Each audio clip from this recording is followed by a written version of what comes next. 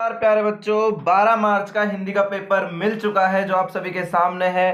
तो तैयार हो जाइए इस पेपर को हल करने के लिए ताकि आपके एग्जाम में 80 में से 80 मार्क्स आ सके। तो ध्यान से देखिएगा ताकि आपको पूरे क्वेश्चंस के आंसर मिल सकें और आप पेपर में मैक्सिमम मार्क्स ला सके। तो एक बार देख लीजिए फटाफट, ये आपका पेपर है जो आपको 12 मार्च को देखने को मिलेगा एग्जाम हॉल में। तो फटाफट से इसको देख लीजिए, फिर इसके सॉल्यूशन के बारे में भी बात करने वाले हैं। और अगर आप चैनल पर पहली बार आए हो तो चैनल को तुरंत सब्सक्राइब कीजिए और अपने दोस्तों के साथ भी शेयर कर दीजिए। तो चलिए फटाफट बिना देरी किए इसको स्टार्ट करते हैं और देखते हैं किस तरह के क्वेश्चन आपके इस पेपर में आए हैं। तो देखिए फटाफट से पहला क्वेश्चन आपके सामने है जो एमसीक्यू रहने वाला है और यहाँ पे 15 क्वेश्चन है। कितने क्वेश्चन है? 15 क्वेश्चन है और प्रत्येक क्वेश्चन 1 नंबर का रहने वाला है। तो चलिए फटाफट से स्टार्ट करते हैं। पहला जो क्वेश्चन है, पहला क्वेश्चन है निम्नलिखित में भाववाचक संज्ञा कौन सी है? तो कौन सी भाववाचक संज्ञा है? शत्रुता है, वीर है, गुरु है या मनुष्य है? तो यहाँ पर शत्रुता में कौन सी संज्ञा है? भाववाचक संज्ञा है। फिर देखिए दूसरा क्वेश्चन क्या है? इन प्रत्यय जुड़ने से बना हुआ शब्द है माननी, चिंतन, लुहारिन या सुहावन। तो यहाँ इसका राइट आंसर हो जाएगा लुहारिन। फिर देखिए नेक्स्ट क्वेश्चन क्या है? विसर्ग संधि किस पद में हुई है? उद्धार, सर्वोदय, परिच्छेद या निश्चल। तो निश्चल जो शब्द है इसमें विसर्ग संधि हुई है। ये किससे बना है? नी प्लस चल से। ठीक है, तो इस तरह से इसमें विसर्ग संधि हुई है। फिर देखिए नेक्स्ट क्वेश्चन क्या है? किस शब्द में अव्ययी भाव समास है? घर घर, सीताराम, यथासंभव, राजपुत्र। तो यहाँ पर जो यथासंभव है इसमें अव्ययी भाव समास संधि हुई, समास हुआ है। ठीक है, फिर देखिए मूर्ति पर चश्मा बदलने का काम कौन करता था? कैप्टन, हालदार, पानवाला या फिर गांव वाले। तो कौन करता था? कैप्टन क्या करता था? मूर्ति पर चश्मा बदलने का काम। फिर देखिए लखनवी अंदाज कहानी के लेखक कौन थे? तो लखनवी जो अंदाज कहानी इसके लेखक यशपाल थे। कौन थे? यशपाल थे। फिर देखिए लेखिका को कैसा जीवन पसंद नहीं था? तो देखिए लेखिका को कैसा? मिलजुल कर रहने वाला, खुले घर में रहने वाला या फिर देखिए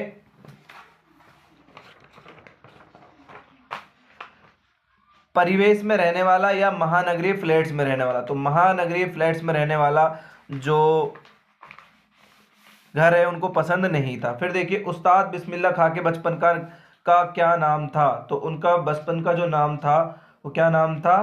अमीरुद्दीन। क्या नाम था उनका बचपन का नाम? उनके बचपन का नाम अमीरुद्दीन था। ठीक है, फिर देखिए नेक्स्ट क्वेश्चन क्या है? पुरीन शब्द का तात्पर्य है? पुरीन शब्द का कमल से है, चमेली, गुलाब, जैतून। तो इसका शब्द का तात्पर्य कमल से, मतलब इसका पर्यायवाची है। मुनि हरि रहु सूझ कथन किसने कहा था? राम ने कहा था, लक्ष्मण ने कहा था, विश्वामित्र ने कहा था या फिर ये परशुराम ने कहा था? तो किसने कहा था? ये विश्वामित्र ने कहा था। किसने कहा था? विश्वामित्र। फिर देखिए कवि ने प्रिया के गालों की लालिमा की तुलना किसके साथ की है?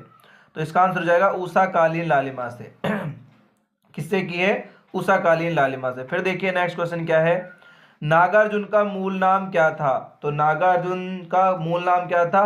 वैद्यनाथ मिश्र। क्या नाम था मूल नाम? वैद्यनाथ मिश्र। फिर देखिए माता का आंचल कृति के रचनाकार कौन थे? तो माता के आंचल कृतिकार के रचनाकार थे शिव पूजन सहाय। फिर देखिए नेक्स्ट क्वेश्चन क्या है? नेक्स्ट क्वेश्चन है साना साना हाथ जोड़ी हाथ पाठ में किस शहर को देखकर लेखक को लगा कि आसमान उल्टा पड़ा है? गैंगटोक को, युमथांग को, सिलीगुड़ी या लायोंग को? तो गैंगटोक को। किसको देखकर? गैंगटोक को देखकर। फिर देखिए नेक्स्ट क्वेश्चन यहाँ पर नेक्स्ट क्वेश्चन ये रहा आपके सामने। मैं क्यों लिखता हूं इसका संबंध है लेखक के अंतर्मन से, लेखक के भौतिक मन से, लेखक के नैतिक मन से या लेखक के आर्थिक मन से? तो यहाँ पर लेखक के भौतिक मन से इसका तात्पर्य है। तो प्यारे साथियों तुरंत चैनल को सब्सक्राइब कर दो अगर आप पहली बार आए हो। फटाफट से चैनल को सब्सक्राइब कर दो और वीडियो को लाइक कर दो। साथ ही अपने दोस्तों के साथ वीडियो को शेयर कर दो ताकि उनको भी इसका फायदा मिल सके, है ना। तो देखिए नेक्स्ट क्वेश्चन की ओर बढ़ते हैं। नेक्स्ट क्वेश्चन है आपका रिक्त स्थानों की पूर्ति करनी है। ठीक है, 4 क्वेश्चन रहेंगे, चारों एक मार्क्स के रहने वाले हैं। देखिए जिन सर्वनामों का प्रयोग वक्ता या लेखक सुनने वाला या पढ़ने वाले के लिए करते हैं उन्हें खालिस्तान सर्वनाम कहते हैं। तो कौन से? मध्यम पुरुष सर्वनाम कहते हैं। क्या कहते हैं? मध्यम पुरुष सर्वनाम कहते हैं। ठीक है, फिर देखिए संख्यावाचक विशेषण के खालिस्तान भेद होते, कितने भेद होते हैं? दो भेद होते हैं। कितने भेद होते हैं? दो भेद होते हैं। फिर देखिए, ऐसे शब्द जिनके रूप में लिंग, वचन, काल आदि के कारण कोई परिवर्तन नहीं होता है, क्या कहलाते हैं? ये कहलाते हैं अविकारी शब्द। कैसे शब्द कहलाते हैं? ये अविकारी शब्द कहलाते हैं। ठीक है, अविकारी शब्द जिनमें लिंग, वचन, काल किसी का प्रभाव नहीं पड़ता है। फिर देखिए अगला क्वेश्चन क्या है, जो शब्दांश शब्द के आरंभ में जुड़कर उसके अर्थ में विशेषता परिवर्तन उत्पन्न कर देते हैं, क्या कहलाते हैं? वो उपसर्ग कहलाते हैं। क्या कहलाते हैं? उपसर्ग कहलाते हैं। ठीक है, अब देखिए जो हमारा थर्ड क्वेश्चन है ये आपका एक अपठित गद्यांश है। क्या है? अपठित गद्यांश है, जिसमें 6 क्वेश्चन होंगे और 6 मार्क्स के होंगे। ठीक है, तो फटाफट इसको पढ़ते हैं और इसके क्वेश्चन के आंसर देखते हैं। देखिए, जिसके जीवन में जितने अधिक दुख होते हैं वह उतना ही सबल होकर सुख की यात्रा पर निकलता है, क्योंकि दुख विपरीत परिस्थितियों से जूझने की क्षमता का विकास कर हमारी ऊर्जा को जगाते हैं। कभी कभी मौसम में बड़ी विषमता दिखाई देती है। गर्मियों में वर्षा हो जाती है और शीतल वायु मौसम को सुहावना बना देती है। कई बार बरसात के मौसम में बादलों का नामो निशान तक नहीं रहता। कभी सर्दी के मौसम में ठंड और कोहरे से निजात मिल जाती है। हल्के फुल्के कपड़ों में आराम से घूम फिर सकते हैं। मौसम की यह प्रतिकूलता हमारे अहित मन में होती है, अहित में नहीं होती है। यही बात मनुष्य के जीवन में सुख दुख संबंध में उतनी ही सटीक है। व्यक्ति और समाज दोनों के विकास के लिए परस्पर विरोधी भाव का होना अनिवार्य है। ग्रीष्म हो या वर्षा, पतझड़ हो या वसंत, वे एक दूसरे के विरोधी नहीं अपितु पूरक हैं। एक के भाव में दूसरे में आनंद कहाँ? सुख की अनुभूति के लिए दुख की अनुभूति होनी आवश्यक है। इसके द्वारा हमारे अंदर की ऊर्जा जागती है। तो फटाफट इसके आंसर देख लेते हैं क्वेश्चनों के। पहला क्वेश्चन है, उपयुक्त गद्यांश का उचित शीर्षक क्या है? सुख और दुख। शीर्षक है सुख और दुख। ठीक है, फिर देखिए नेक्स्ट क्वेश्चन है, मानव जीवन में दुखों के आगमन का परिणाम क्या होता है? तो यहाँ पर मानव के जीवन में दुखों से क्या होता है? जो विपरीत परिस्थितियों से जूझने की जो क्षमता है उसका विकास होता है। किससे होता है? विपरीत परिस्थितियों से जूझने की क्षमता का विकास होता है। ठीक है, मौसम की विषमता से क्या तात्पर्य है ना? मौसम की विशेषता से क्या तात्पर्य है? तो यहाँ पर मौसम की विशेषता से है कि गर्मियों में ठंड हो जाना और सर्दियों में क्या हो जाना? यहाँ पर धूप खिलना, ये सब हो जाता है। ठीक है, फिर देखिए व्यक्ति के जीवन में सुख दुख की अनिवार्यता से क्या तात्पर्य है? कि दुख का पता चलने से ही सुख की अनुभूति होती है और दुख आने पर विपरीत परिस्थितियों से जूझने की क्षमता का विकास होता है। फिर देखिए व्यक्ति और समाज के विकास के लिए किसका होना अनिवार्य है? तो व्यक्ति और समाज के विकास के लिए विपरीत भाव का, विरोधी भाव का होना आवश्यक है। किसका आवश्यक है? किसका होना आवश्यक है? विरोधी भाव का होना आवश्यक है। ठीक है, तो ये इसका आंसर हो जाएगा। देखिए अब 6 क्वेश्चन की ओर बढ़ते हैं। देखिए 6 क्वेश्चन क्या है यहाँ पर? तो 6 जो क्वेश्चन है ये रहा आपके सामने। देखिए छठा क्वेश्चन है, सुख की अनुभूति के लिए क्या आवश्यक है? हमको दुख से परिचय होना जरूरी है ना। दुख का पता चलेगा तभी हमको सुख की अनुभूति हो सकती है। फिर देखिए आपका फोर्थ क्वेश्चन है, एक अपठित पद्यांश से है, यानी कविता से है। 6 क्वेश्चन है और 6 के हमको आंसर देने हैं और 6 मार्क्स के हैं। ठीक है, शब्दों की दुनिया में मैंने हिंदी के बल अलग जगाए, जैसे दीप सिखा के बरवे कोई ठंडी रात बिताए। जो कुछ हूँ हिंदी से हूँ, मैं जो हाल हूँ, मैं जो होलूँ हिंदी से होलूँ। हिंदी सहज क्रांति की भाषा, विप्लव की अकथक कहानी, मैकाले पर भारतेंदु की उमर, अमर विजय की अमिट निशानी, शेष गुलामी के दावों को जब धोलूँ हिंदी में घोलूं। ठीक है, अब देखिए यहाँ पर यहाँ उपयुक्त काव्यांश का उचित शीर्षक क्या है? तो यहाँ पर हिंदी है। क्या है? हिंदी। यहाँ पर इसका उचित क्या हो जाएगा? शीर्षक हो जाएगा। कवि अपना व्यक्तित्व किससे निर्मित हुआ बताता है? हिंदी से। किससे बताता है? हिंदी से। फिर देखिए कवि ने हिंदी को किसकी भाषा बताया है? क्रांति की भाषा। किसकी भाषा बताया है? क्रांति की भाषा बताया। ठीक है, मैकाले किस भाषा के समर्थक थे? हिंदी भाषा के समर्थक थे। किसके भाषा के? हिंदी भाषा के समर्थक थे। मैकाले पर भारतीय अमर विजय से क्या तात्पर्य है ना यहाँ पर? कि अमर विजय से तात्पर्य है विजयता प्राप्त करने से। फिर देखिए हिंदी किसकी एकत कहानी है? हिंदी देखिए यहाँ पर हिंदी सहज क्रांति भाषा, विप्लव की। किसकी? विप्लव की। ठीक है, ये विप्लव की एकत कहानी है। तो ये आपके 4th क्वेश्चन थे। उसके बाद देखिए नेक्स्ट यहाँ पर ये खंड ब आपका आ जाता है। इसमें आपको लघुत्तरार्थ प्रश्नों के उत्तर 40 शब्दों में देने हैं ना। ये आपके बुक से हैं तो 40 शब्दों में देने हैं। 7 क्वेश्चन है, प्रत्येक क्वेश्चन 2 मार्क्स का है, टोटल 14 मार्क्स के हैं। बिस्मिल्लाह खां काशी छोड़कर क्यों नहीं जाना चाहते थे? लेखक के अनुसार सभ्यता और संस्कृति की सही समझ अब तक क्यों नहीं बन पाई है? संगीतकार मुख्य गायक का साथ क्यों देता है? संगीतकार मतलब संगीतकार। ठीक है, जयशंकर प्रसाद का जीवन व कृतित्व परिचय संक्षेप में लिखे। यहाँ पर जयशंकर प्रसाद का क्या करना है, आपको जीवन परिचय लिखना है। ठीक है, अब ये 8 क्वेश्चन हो गए। देखिए 9th क्वेश्चन क्या है, ये रहा आपके सामने 9th क्वेश्चन।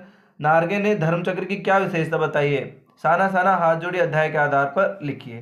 तो देखिए महतारी के हाथ से खाने पर बच्चों का पेट भी भरता है, ऐसा क्यों कहा गया है, माता का आंचल अध्याय के आधार पर संक्षेप में उत्तर दीजिए। थू थू करना मुहावरे का अर्थ बताते हुए वाक्य में प्रयोग करना है। ठीक है, फिर देखिए 12th यहाँ पर क्वेश्चन है, ये क्या है, एक पठित गद्यांश है जो आपकी बुक से लिया गया है। ठीक है, कहाँ से लिया गया है, आपकी उत्तर तो हम लिखना है, तो ये बुक से लिया है, फटाफट इसको भी देख लीजिए। नवाब साहब ने सतर्क आंखों से नमक मिर्च के संयोग से चमकती खीर की फांकों की ओर देखा, खिड़की के बाहर देखकर दीर्घ निश्वास लिया, खीर की एक फांक उठाकर होठों तक ले गए, फांक को सूंघा, स्वाद के आनंद में पलके मुन गई, मुंह में भर आए पानी का घूंट गले से उतर गया। तब नवाब साहब ने फांक को खिड़की से बाहर छोड़ दिया। नवाब साहब खीरे की फांक को नाक के पास ले जाकर वासना से रसास्वादन कर खिड़की से बाहर फेंकते गए। नवाब साहब ने खीरे की सब फांकों को खिड़की से बाहर फेंककर तौलिए से हाथ और होठ पूंछ लिए और गर्व से गुलाबी आंखों से हमारी ओर देख कर लिया, मानो कह रहे हो यह है खानदानी रईसों का तरीका। ठीक है, अब देखिए यहाँ पर नवाब साहब ने सतर्क आंखों से क्या देखा, आंखों से नमक मिर्च के संयोग से चमकती खीरों की ओर देखा। ठीक है, फिर देखिए नवाब साहब की पलकें क्यों मुंद गई, ये संतृप्तता से मुंद गई है ना, स्वाद के अन्न में क्या हो गई, उनकी पलकें मुंद गई। नवाब साहब ने खीरे की पाकों को खिड़की से बाहर क्यों फेंका, ताकि वो क्या दिखाना चाहता था, नवाब शाही दिखाना चाहता था, है ना, कि नवाब इस तरह से खाना खाता। नवाब साहब को किस बात का गर्व था, नवाब होने का। ठीक है, तो फिर देखिए एक और पैराग्राफ है जो आपको पढ़ना है ना, आराम से पढ़िएगा और इसके सभी क्वेश्चनों को हल कर लीजिएगा। ठीक है, अब हम नेक्स्ट क्वेश्चन की ओर बढ़ते हैं। देखिए नेक्स्ट क्वेश्चन क्या है आपका, तो ये रहा आपका नेक्स्ट क्वेश्चन जो कि 13 क्वेश्चन है। प्रस्तुत पद्यांश को पढ़कर आपको नीचे दिए गए प्रश्नों के उत्तर देने हैं ना। तो ये भी एक कविता है जो कि आपकी 4 मार्क्स की है और आपकी बुक से ली गई है। ठीक है, लगन कहिए हंसी हमरे जाना सुनहु देव सब धनुष समाना का छति लाभु जून धनु तोरे देख राम ने इनके भोरे छुअत टूट रघुपति ही न दोसु मुनि बिनु काज करिए कत रोसु बोले चिते परसु की ओरा रे सट सुनहि सुभावन मोरा बोली बधौ नहीं तो ही केवल मुनि उड़ मुनि जड़ जानहि मोहि बाल ब्रह्मचारी अति कोहि विश्व विदित क्षत्रिय कुल द्रोही भुजबल भूमि भूप बिनु किन्हीं विपुल बार महादीवनी दिन्ही सहज बाहुद छेद निहारा बरसु बिलोकु महीप कुमारा मातु पित ही जनी सोच बस करसी महिष किशोर गर्भ उनके अर्भक दनल परशु मोर अति घोर, है ना। तो इसके आपका आंसर देने हैं। परशुराम क्रोध करने पर लक्ष्मण धनुष टूट जाने के लिए कौन कौन से तर्क दिए, है ना। तो ये आपको इसमें से देखने हैं। परशुराम ने लक्ष्मण को क्या चेतावनी दी थी, है ना, कि अगर मान लो उन्होंने धनुष तोड़ा तो क्या हो जाएगा, वो पूरी पृथ्वी को मानवहीन कर। परशुराम ने अपने पराक्रम किस प्रकार की, तो ये आपको इस कविता में देखना है। परशु मोर अति घोर का आश्चर्य स्पष्ट कीजिए। ठीक है, ये इस तरह के क्वेश्चन है। एक और है आपके सामने, अगर आपको वो नहीं आती तो आप ये भी अथवा में जो है इसको भी देखकर और इसका आंसर भी पता कर सकते हो। फिर देखिए नेक्स्ट क्वेश्चन की ओर बढ़ते हैं। नेक्स्ट क्वेश्चन है आपका 14 क्वेश्चन। हालदार साहब चश्मे वाले की देशभक्ति के प्रति क्यों नतमस्तक थे, है ना, ये आपके बुक से है। या फिर ये कर लो, गुणों के भग्नावशेषों को ढोते पिता से लेखक का क्या तात्पर्य है। फिर देखिए संगतकार अपने स्वर को मुख्य गायक के स्वर से अधिक ऊंचा क्यों नहीं उठाता, इसको 50 से 60 शब्दों में देना है। फिर देखिए गोपियों के द्वारा हमारे हरी हारिल की लकड़ी कहने का क्या तात्पर्य है। फिर देखिए 16 क्वेश्चन क्या है, दंतुरित मुस्कान कविता में कवि ने क्या संदेश दिया है। और अथवा में भी है, बाल गोविंद भगत को साधु क्यों कहा गया है ना। यहाँ पर 4-4 मार्क्स के क्वेश्चन है।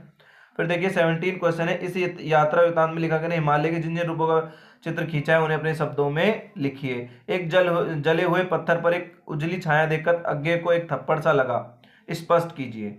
फिर है आपका 18 क्वेश्चन क्या है, निम्नलिखित विषयों में से किसी एक विषय पर 300 शब्दों में निबंध लिखना है आपको। कितने शब्दों में, 300 शब्दों। और देखिए कौन कौन से यहाँ पर विषय हैं, उन पर ध्यान से देखिएगा। देखिए ये रहे आपके, एक है इंटरनेट वरदान अभिशाप, है ना, ये आपके कुछ प्रस्तावना वगैरह दी हुई है, देख लेने। फिर दूसरा है स्वच्छता राष्ट्रीय स्वच्छता अभियान। फिर देखिए यहाँ पर 13 क्वेश्चन है, सॉरी तीसरा ऑप्शन है राजस्थान की ऐतिहासिक धरोहर। और चौथा क्वेश्चन है सुरक्षित यातायात सुरक्षित जीवन। ये आपको क्या लिखना है, निबंध। फिर देखिए यहाँ पर एक 19वां क्वेश्चन क्या है, स्वयं को राजकीय माध्यमिक विद्यालय रतनगढ़ का छात्र ब्रजकांत शर्मा मानते हुए अपने प्रधानाध्यापक को विद्यालय में अंग्रेजी विषय के शिक्षक का पद रिक्त होने के कारण इस विषय की शिक्षण व्यवस्था के लिए पत्र लिखिए, है ना। तो आपको एक क्या लिखना है, प्रार्थना पत्र लिखना है। अपने क्षेत्र के विधायक को पत्र लिखकर एकमात्र सरकारी अस्पताल की अव्यवस्था की जानकारी दीजिए, उसमें सुधार के अनुरोध कीजिए, ठीक है। और लास्ट क्वेश्चन है आपका 20वां क्वेश्चन, पर्यावरण के प्रति जागरूकता बढ़ाने के लिए लगभग 50 शब्दों में एक विज्ञापन तैयार करना है, ठीक है। या फिर नगर पालिका उद्यमगढ़ और की ओर से स्वच्छता जागरूकता हेतु एक विज्ञापन लिखिए। तो प्यारे बच्चों, ये था आपका पेपर जो आपको 12 मार्च को देखने को मिलेगा आपके एग्जाम हॉल में। तो कमेंट बॉक्स में बताइएगा किस तरह का ये पेपर रहा, आपको हार्ड लग रहा है, इजी लग रहा है, और अगर आपको ये फटाफट से इसके मतलब आंसर आप चेक कर लीजिएगा। दूसरी बात, अगर आप चैनल पर पहली बार आए हो तो चैनल को सब्सक्राइब करो और अपने दोस्तों के साथ भी शेयर करो, ताकि आप और भी वीडियो हमसे अगले जो एग्जाम होने वाले उसमें प्राप्त कर सको। साथ ही हम इसके आंसर के भी जो आपका 12 मार्च को होगा इसी चैनल पर प्रोवाइड कराएंगे। तो फटाफट चैनल से जुड़ जाइए, चैनल को सब्सक्राइब कीजिए और अपने दोस्तों के साथ भी शेयर कर लीजिए। हमारे इस वीडियो में अंत तक बने रहने के लिए धन्यवाद। मिलते हैं नेक्स्ट वीडियो में, तब तक के लिए जय हिंद, वंदे मातरम।